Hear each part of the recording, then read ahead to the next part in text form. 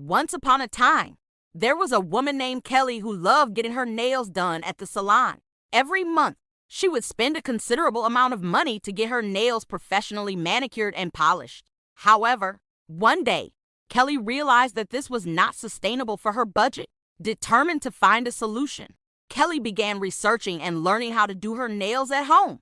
She spent hours watching tutorials and practicing her technique until she became an expert at creating beautiful manicures on her own.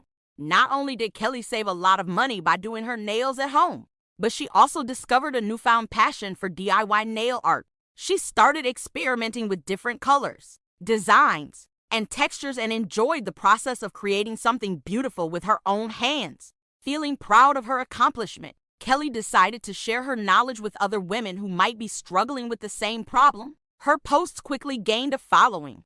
She started a blog and social media account to teach others how to do their nails at home and save money in the process. And women from all over the world began reaching out to Kelly for advice and inspiration.